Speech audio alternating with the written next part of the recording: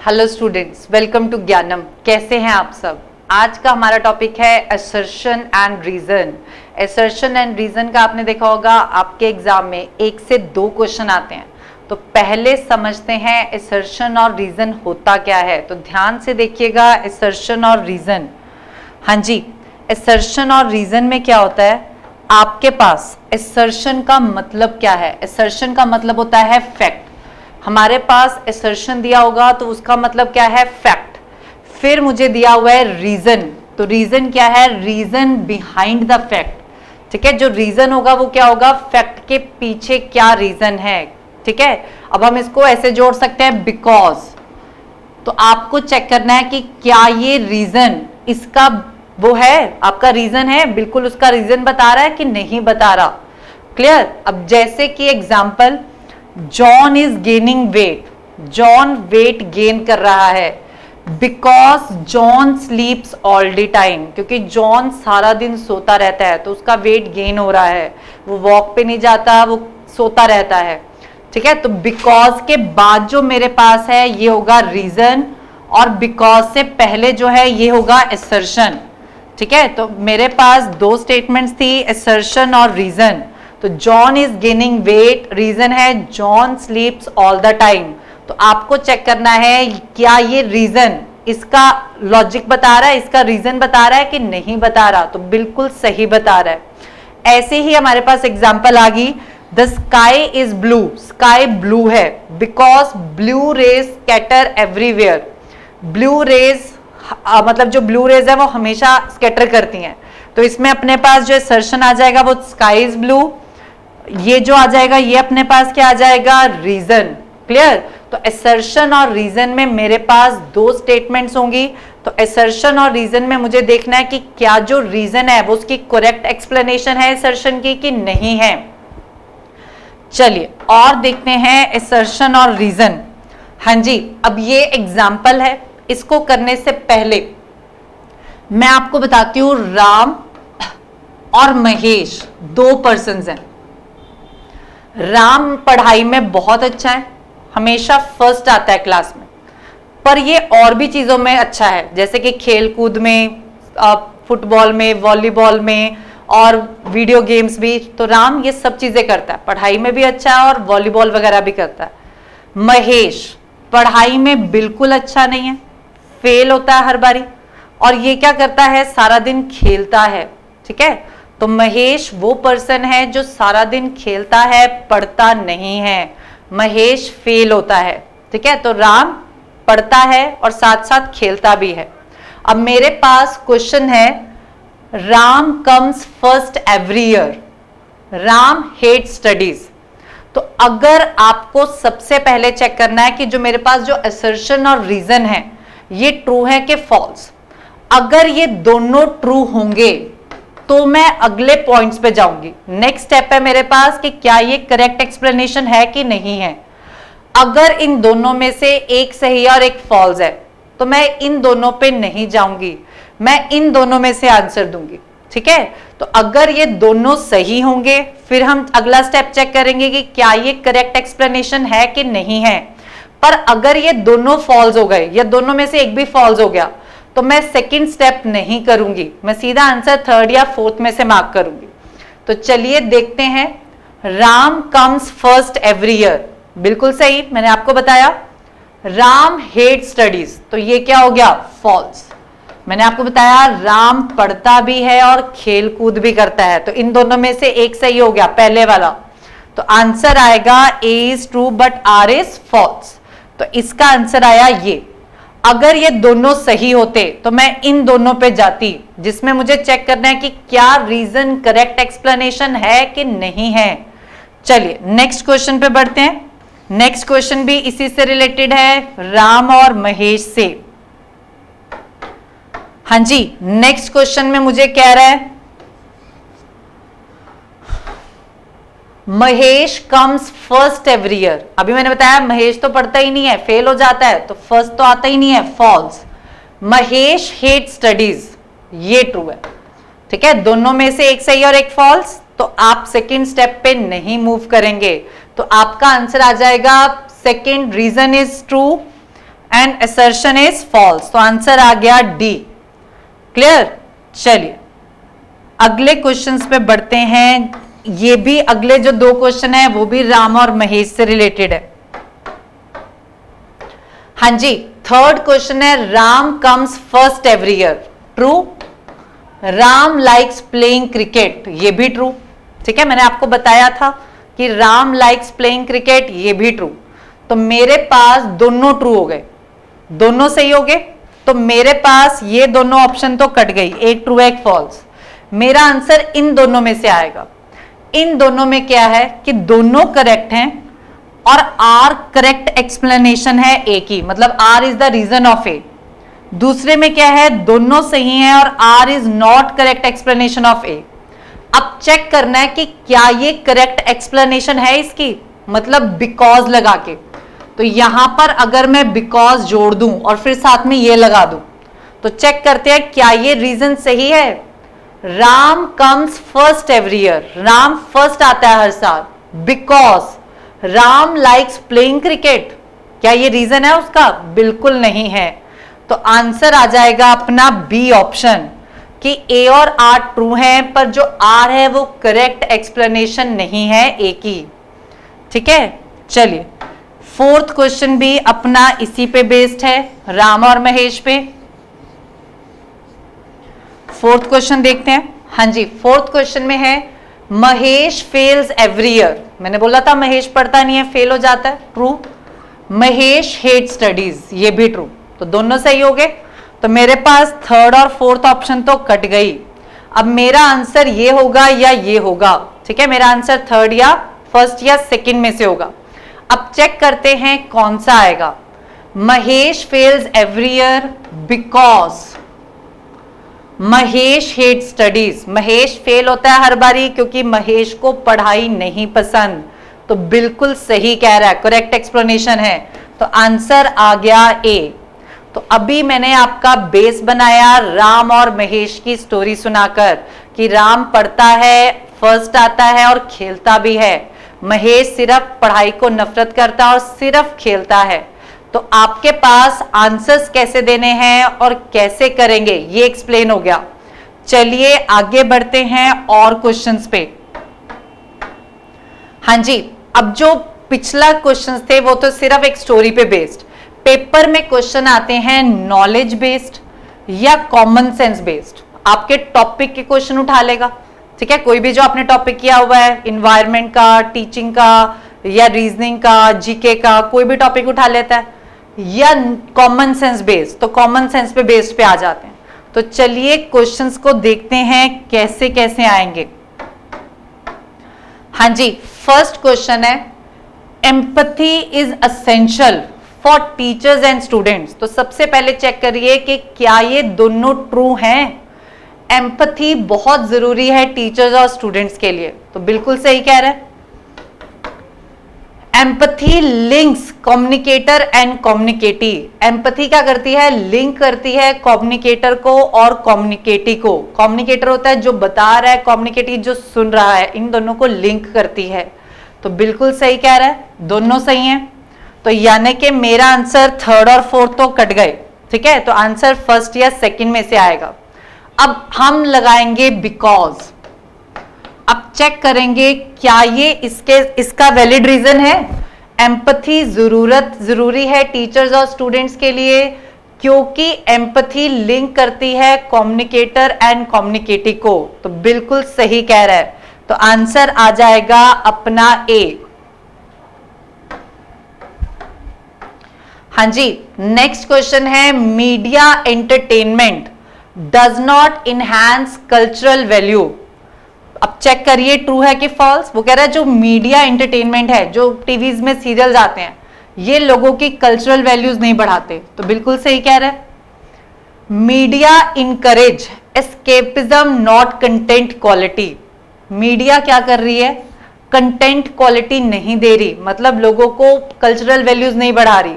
वो क्या दिखा रही है? जो लोगों को देखना पसंद है। एस्केपिज्म मतलब वो भाग रही है वो चीजों से, कल्चरल वैल्यूज से भाग रही है। तो ये भी सही है। तो आंसर मेरे पास थर्ड और फोर्थ गलत नहीं हो सकते क्योंकि दोनों सही हैं। चेक करते हैं बिकॉज लगा के, क्या ये इसका वैलिड रीजन है? Media entertainment does not enhance cultural values because, क्योंकि वो ये चीजों से भाग रही है, तो बिल्कुल सही कह रहा है, तो आंसर आ जाएगा ए। चलिए आगे बढ़ते हैं। हाँ जी, Indian constitution was adopted on 26 November 1949। अब चेक कीजिए क्या ये ट्रू है कि फॉल्स। इंडियन कॉन्स्टिट्यूशन अडॉप्ट किया गया था इस टाइम पे, तो बिल्कुल सही कह रहा है। 26 जनवरी को ये आया था, पर अडॉप्ट कब किया गया? 26 नवंबर को, 26 जनवरी 1950 में ये आया था। लॉ डे सेलिब्रेटेड ऑन 26 नवंबर, ये भी सही है। तो नॉलेज होनी चाहिए, कॉमन सेंस होनी चाहिए, ये पता होना चाहिए कि लॉ ऑर्डर, लॉ डे मनाया जाता है 26 नवंबर को, तो दोनों सही। तो थर्ड और फोर्थ ऑप्शन एलिमिनेट, तो आंसर फर्स्ट या सेकंड में से आएगा। अब फर्स्ट और सेकंड में बिकॉज लगाते हैं। हाँ जी, इंडियन कॉन्स्टिट्यूशन अडॉप्ट किया गया था 26 नवंबर 1949 को बिकॉज लॉ डे इस दिन सेलिब्रेट किया जाता है। तो ये तो कोई करेक्ट एक्सप्लेनेशन नहीं है। इस दिन सेलिब्रेट किया जाता है इसलिए हमने वो अडॉप्ट किया था, बिल्कुल नहीं। तो आंसर आ जाएगा बी। दोनों सही हैं, पर जो आर है वो करेक्ट एक्सप्लेनेशन नहीं है एक ही। चलिए आगे बढ़ते हैं। हाँ जी, all minorities whether based on religion और लैंग्वेज। अब माइनॉरिटीज कौन होती हैं? जो कम होती हैं, ठीक है, जैसे सिखिज्म कम है, क्रिश्चियंस, ठीक है, मुस्लिम्स ये कम है। तो सारी minorities whether based on religion और लैंग्वेजेस शैल हैव राइट, इनके पास राइट है कि वो अपने एजुकेशनल इंस्टीट्यूशंस बना सकें। True. Institutions established by the minorities are not entitled to government aid। वो कह रहा है जो institutions minorities बनाएंगी इनको सरकार की कोई हेल्प नहीं मिलेगी, ठीक है। तो मेरे पास ये भी क्या है? ट्रू, कि ये भी हो सकता है क्योंकि minorities अपने आप बना लेती हैं। अब जैसे आपने देखा होगा कुछ सिख के गुरुद्वाराज में अलग से बच्चों को पढ़ाया जाता है, ठीक है, तो वैसे ही मुस्लिम्स भी अलग से कोचिंग दे रहे हैं, तो गवर्नमेंट एड नहीं मिलेगी। दोनों सही हो गए। अब बिकॉज लगा के देखिए, क्या ये इसका करेक्ट एक्सप्लेनेशन है? कुछ all minorities based on religion and language, इनके पास हक है कि वो अपने एजुकेशनल इंस्टीट्यूशंस बना सकें बिकॉज इनको सरकार से गवर्नमेंट एड नहीं मिल रही। हाँ जी, ये तो बड़ा मीन हो जाएगा, तो ऐसा तो नहीं है कि नहीं मिलेगी। तो आंसर आ जाएगा कि आर जो है वो करेक्ट एक्सप्लेनेशन नहीं है, तो आंसर आ गया बी। ठीक है, हम ज्ञानम में भी माइनॉरिटीज बैच चलाते हैं, ठीक है, फ्री ऑफ कॉस्ट उनको पढ़ाते हैं, सरकार हमें उसके पैसे देती है, सरकार हमें उसको पढ़ाने की फीस देती है, तो हमें पता है गवर्नमेंट हेल्प करती है माइनॉरिटीज को पढ़ाने के लिए, ठीक है। और आपने देखा होगा गवर्नमेंट स्कूल्स में 5वीं तक तो बच्चों की फीस ही नहीं है, बहुत कम बच्चों की फीस जाती है, तो गवर्नमेंट हेल्प करती है, गवर्नमेंट एड देती है, ठीक है। तो आंसर आ जाएगा अपना बी। चलिए नेक्स्ट देखते हैं। हाँ जी, नेक्स्ट क्वेश्चन में है ड्यूरिंग इन्फ्लेशन, इन्फ्लेशन के टाइम पे increase in money supply and rise in price level, price level बढ़ जाएगा। The rise in prices is due to, ये क्यों होता है? क्योंकि shortage in supply of essential consumer goods, ठीक है। तो ये भी सही है और ये भी सही है, तो थर्ड और फोर्थ कट गए। अब चेक करते हैं बिकॉज लगा के। इन्फ्लेशन के टाइम पे मनी सप्लाई बढ़ जाती है, राइज हो जाता है प्राइस लेवल में, क्यों होता है? क्योंकि शॉर्टेज हो जाती है सप्लाई की। तो बिल्कुल सही कह रहा है, करेक्ट एक्सप्लेनेशन है, तो आंसर आ गया ए। हाँ जी, a void contract is not necessarily illegal. अब ये वॉइड कॉन्ट्रैक्ट क्या होता है? जो कॉन्ट्रैक्ट खत्म हो गया, मतलब बीच में टूट गया, वॉइड कॉन्ट्रैक्ट। जैसे कि हमने पेंटर को पैसे दिए पेंट करने के लिए, पर उसकी पेंटिंग करते करते, मतलब पेंट करते करते उसकी डेथ हो गई, तो मर ही गया, तो कॉन्ट्रैक्ट क्या हो गया? वॉइड, ठीक है। तो एक void contract is not necessarily illegal, तो कई वॉइड कॉन्ट्रैक्ट लीगल होते हैं और कई इलीगल हो जाते हैं।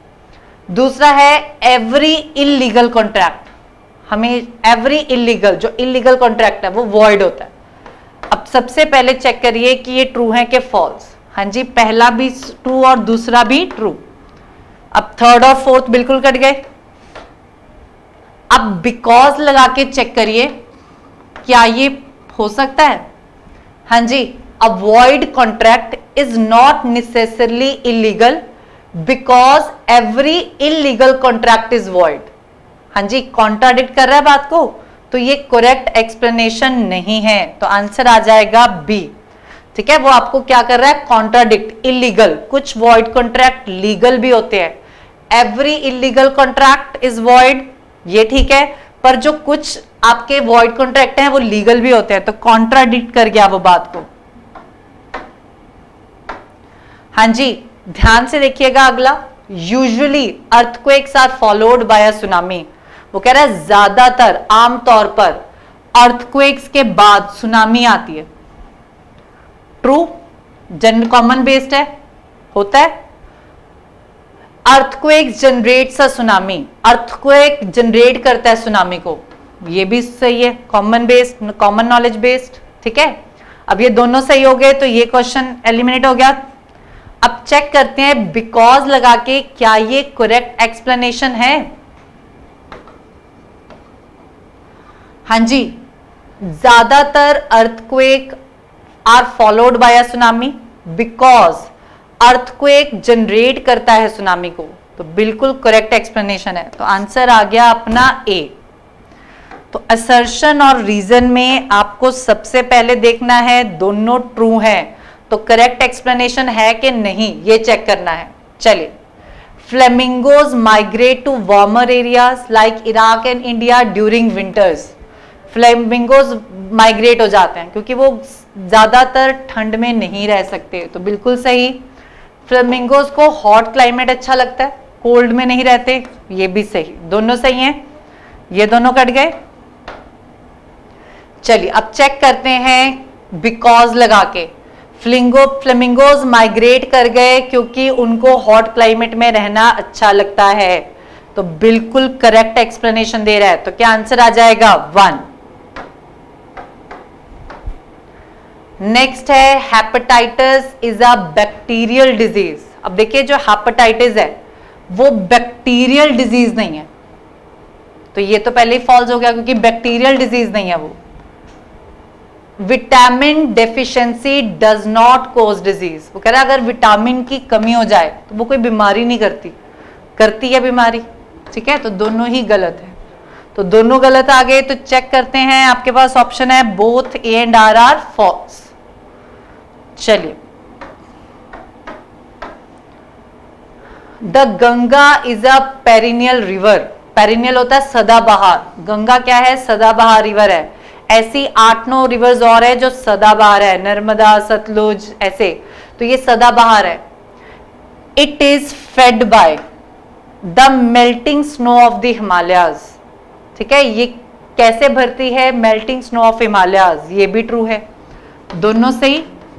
तो ये क्वेश्चंस ऑप्शंस गलत। अब चेक करते हैं क्या ये करेक्ट एक्सप्लेनेशन है। Ganga is a perennial river, सदाबहार रिवर है, because it is fed by melting snow of Himalayas, बिल्कुल सही कह रहा है, करेक्ट एक्सप्लेनेशन है, तो आंसर आ गया ए। हाँ जी, नेक्स्ट है beriberi is a viral infection. ठीक है, अब बेरी बेरी एक वो है आपकी डेफिशिएंसी की वो डिजीज है, पर वायरल इन्फेक्शन है ये नहीं है, तो फॉल्स हो गया। विटामिन डेफिशिएंसी कॉजेज डिजीजेस, अगर विटामिन की कमी है तो वो बीमारियां करेगी, तो बिल्कुल सही, तो आंसर आ जाएगा reason is true, assertion is false, तो आंसर आ गया डी। दोनों सही होते तो हम आगे चेक करेंगे, दोनों में से एक भी गलत तो आगे नहीं चेक करना। हाँ जी, earthworms are good for agriculture. Earthworms क्या होते हैं, वो केचुए से, ठीक है, तो अर्थवॉर्म गुड है एग्रीकल्चर के लिए, बिल्कुल ट्रू। अगर आपको पता होगा तभी आप आंसर्स दे सकते हैं। अर्थवॉर्म क्या करते हैं, break down the soil into fine particles and make it soft. ये भी सही है, तो आपको पता होना चाहिए, तो दोनों सही। अब बिकॉज लगा के चेक करते हैं क्या ये करेक्ट रीजन है। हाँ जी, earthworms are good for agriculture because earthworms break down the soil into fine particles and make it soft. बिल्कुल सही कह रहा है, करेक्ट एक्सप्लेनेशन है, तो आंसर आ गया ए। नेक्स्ट है ice floats on water. Ice क्या करती है, वाटर पे फ्लोट करती है, तो बिल्कुल सही। The mass per unit volume of ice is less than that of water. अब ये मास पर यूनिट ऑफ क्या होता है, डेंसिटी। जो डेंसिटी है आइस की वो कम होती है वाटर से, तो ये भी सही, ये भी सही। ठीक है, आप बिकॉज लगा के चेक कीजिए क्या ये करेक्ट एक्सप्लेनेशन है। The ice floats on water because जो डेंसिटी है आइस की वो कम है वाटर से, तो बिल्कुल सही कह रहा है। क्या आंसर आ गया ए। दोनों ट्रू हैं और आर क्या है, करेक्ट एक्सप्लेनेशन ऑफ ए। हाँ जी, all cockroaches are brown in colour. All cockroaches, ठीक है, तो ये हो गया फॉल्स। वो कह रहे हैं सारे कॉकरोचेज ब्राउन होते हैं। अब देखिए सब में अलग अलग वैरायटी होती है कॉकरोचेज में भी। अब जैसे आपने इंसान भी देखे होंगे, कुछ काले होते हैं, कुछ व्हाइट होते हैं, कुछ ब्राउनिश होते हैं, ठीक है, कुछ मिक्स का कलर होते हैं, गेहुआ सा कलर। तो सारे कॉकरोचेज ब्राउन है कलर में, ये फॉल्स हो गया।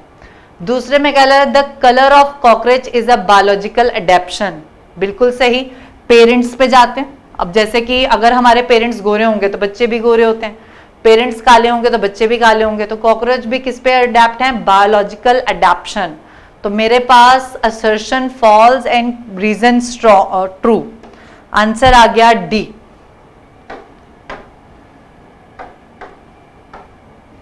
नेक्स्ट है if a teacher wants to improve his or her abilities in as an effective classroom communicator, he or she should first understand the students.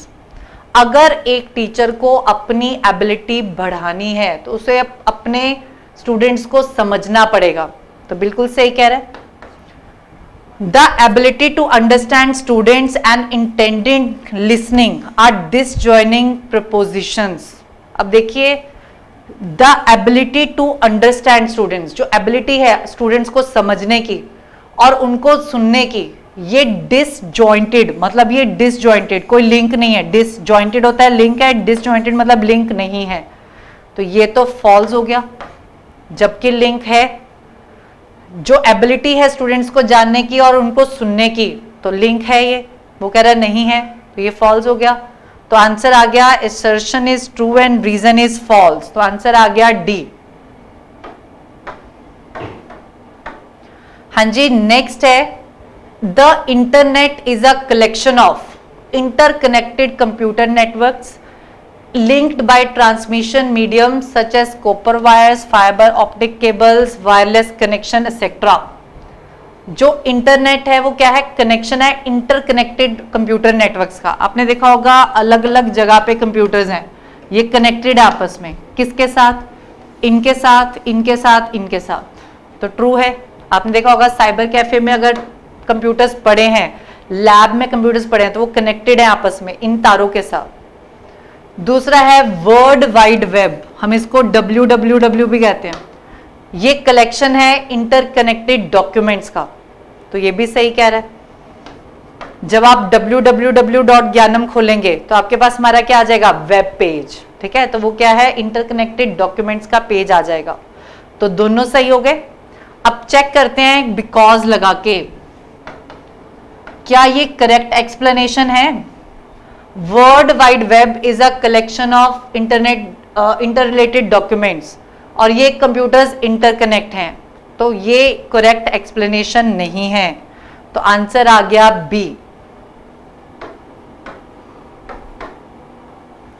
Next है pedagogy. Pedagogy होता है child, बच्चों की study. Child study and social interaction are two major result oriented activities of a teacher, ठीक है। Child study और social interaction ये बहुत मेजर रिजल्ट ओरिएंटेड एक्टिविटीज हैं टीचर के लिए। दूसरा है communication has a limited role अब देखिए कम्युनिकेशन का लिमिटेड रोल है इन बोथ दीज एक्टिविटीज, बिल्कुल नहीं। कम्युनिकेशन मतलब बातचीत का, तो कम्युनिकेशन का तो वैसे ही बहुत वाइड रोल है, ठीक है। तो कम्युनिकेशन का लिमिटेड रोल, फॉल्स। तो मेरे पास असर्शन ट्रू है और रीजन क्या है, फॉल्स। तो आंसर आ गया सी, ठीक है। जब भी आपको बोल दे कम्युनिकेशन का लिमिटेड रोल है तो वो सीधा ही गलत हो जाएगा, क्योंकि लिमिटेड रोल तो है ही नहीं। अगर हम कम्युनिकेट नहीं करेंगे तो बढ़ेंगे कैसे आगे। चलिए अगला देखते हैं। Companies must manage service quality by understanding the effects of each service counter. Companies को अपनी सर्विस क्वालिटी को बढ़ाना चाहिए इनके चीजें देख के, सर्विस इनकाउंटर देख के। Customers expectations play a critical role in their service experience and evaluations. दोनों सही कह रहा है कि कस्टमर की एक्सपेक्टेशन बहुत इंपॉर्टेंट रोल करती है कि वो क्या एक्सपेक्ट करता है। हाँ जी, अब मुझे पता है दोनों सही, तो ये दोनों कट गए। अब चेक करते हैं क्या ये बिकॉज लगा के करेक्ट एक्सप्लेनेशन बन रही है।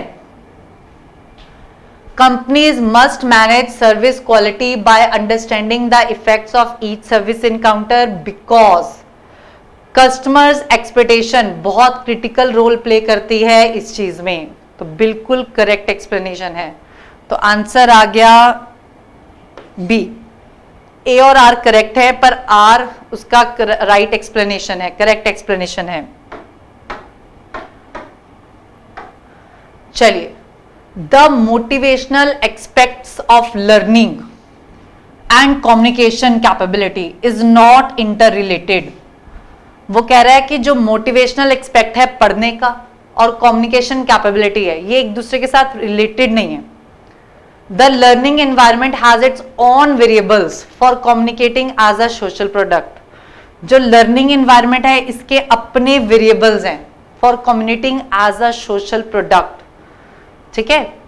अब मेरे पास ध्यान से देखेंगे, the motivational aspect of learning and communication capability is not interrelated. ये related नहीं है, जबकि ये तो related है, तो ये false हो गया। दूसरे में कह रहा है कि जो लर्निंग एनवायरनमेंट है इसके अपने वेरिएबल्स हैं, तो ये सही कह रहा है कि इसके अपने वेरिएबल्स हैं। तो आंसर आ जाएगा assertion false and reason is true। तो assertion false and reason is true। तो आंसर आ गया अपना डी। क्लियर, इंटर रिलेटेड हैं और वो कह रहा है कि इंटर रिलेटेड नहीं है। हाँ जी, नेक्स्ट है eye dryness is common among kids. बच्चों के आई ड्राइज हो जाती हैं, सूख जाती हैं। दूसरा है teenagers tend to spend a lot of time using digital devices. ये भी ट्रू, ये भी ट्रू। आजकल बच्चे क्या देख रहे हैं, फोन देख रहे हैं, टीवी देख रहे हैं, यूट्यूब देख रहे हैं, तो बिल्कुल सही कह रहा है। अब करेक्ट एक्सप्लेनेशन है कि नहीं ये चेक करते हैं। बिकॉज आई ड्राइनेस बढ़ गई है क्योंकि टीनेजर्स क्या कर रहे हैं, डिजिटल डिवाइसेस यूज कर रहे हैं। तो बिल्कुल सही है, करेक्ट एक्सप्लेनेशन है। तो आंसर आ गया ए। हाँ जी, नेक्स्ट है an apple a day keeps a doctor away. ये बोला भी जाता है, कहावत है, अगर हम एप्पल खाएंगे रोज तो डॉक्टर से दूर रहेंगे। दूसरे में कह रहा है ओनली एप्पल, सिर्फ एप्पल खाएंगे गुड है हेल्थ के लिए, तो ये फॉल्स है। सिर्फ एप्पल खाना गुड नहीं है हेल्थ के लिए। तो पहला सही और रीजन फॉल्स। तो आंसर आ गया सी। ए इज का correct but R is false.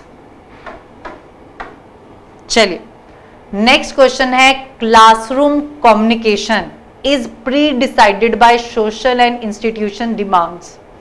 जब हम क्लासरूम में बच्चों को टीच करते हैं, ये पहले से डिसाइड है, सोशल और इंस्टीट्यूशनल डिमांड। क्या डिमांड है? True. Positive educative actions should guide learners to acquire knowledge of social significance. Positive educative actions, जो positive educative actions हैं वो guide करते हैं learners को कि वो अच्छी तरह से knowledge को use करें और आगे काम आए उनके। तो दोनों सही हो गए। अब because लगा के देखते हैं। हाँ जी, classroom communication is pre-decided by this and this because, क्योंकि वो जो सीखेंगे वो आगे इंप्लीमेंट करेंगे। हाँ जी, जो हम बच्चों को सिखाएंगे वो आगे इंप्लीमेंट करेंगे। तो बिल्कुल सही कह रहा है। तो क्या आ जाएगा, दोनों सही है और आर क्या है, करेक्ट एक्सप्लेनेशन है। चलिए, a company's positioning and differentiation strategy must change over the product life cycle. ठीक है, कंपनी के प्रोडक्ट को बेचने की और अपने प्रोडक्ट को अलग दिखाने की स्ट्रैटेजी वो प्रोडक्ट लाइफ साइकिल में चेंज होती रहनी चाहिए, बदलती रहनी चाहिए, स्ट्रैटेजीज चेंज होती रहनी चाहिए ताकि चीज मार्केट में बिकती रहे। तो पहला सही। दूसरे में कह रहा है a company's product market and competitors change over the product life cycle. जो कंपनी का प्रोडक्ट है, मार्केट है, कॉम्पिटिटर्स हैं, ये भी बदलते रहेंगे प्रोडक्ट लाइफ साइकिल में। अब प्रोडक्ट लाइफ साइकिल में आपको पता होगा, आपने पढ़ी होगी, ग्रोथ, मैच्योरिटी ऐसे आता है। तो ये सब हम क्या किस पे बेस्ड होते हैं, सारे पॉलिसीज पे, स्ट्रेटेजीज पे, कि ये करना चाहिए, ऐसा करना चाहिए, ऐसा। तो दोनों अपनी जगह सही आ गए, तो दोनों सही हो गए। अब बिकॉज लगा के चेक करते हैं। हाँ जी, अब कंपनी की जो पोजीशनिंग है, डिफरेंशिएशन है, अपने प्रोडक्ट को अलग दिखाने की, वो हमेशा बदलती रहनी चाहिए। कंपनी का जो प्रोडक्ट है, मार्केट है, वो भी बदलता रहना चाहिए। तो बिल्कुल करेक्ट एक्सप्लेनेशन है। तो आंसर आ जाएगा अपना डी, दोनों सही हैं और जो आर है वो करेक्ट एक्सप्लेनेशन है एक ही। चलिए, ऐसे ही बहुत सारे क्वेश्चंस हैं जो आपके पास अपलोड हो जाएंगे, आपके पास असाइनमेंट्स में आ जाएंगे, जो आपने करने हैं। असर्शन और रीजन में क्या होता है, आपको पहले दोनों चेक करना है, दोनों ट्रू है तो आपको चेक करना है कि क्या वो करेक्ट एक्सप्लेनेशन है कि नहीं है। अगर दोनों में से एक भी फॉल्स हो गया तो आपको नहीं चेक करना। क्लियर? तो टॉपिक बहुत इंपॉर्टेंट है, नॉलेज बेस्ड है, कॉमन सेंस बेस्ड है, तो ध्यान से कीजिएगा पेपर में। Thank you.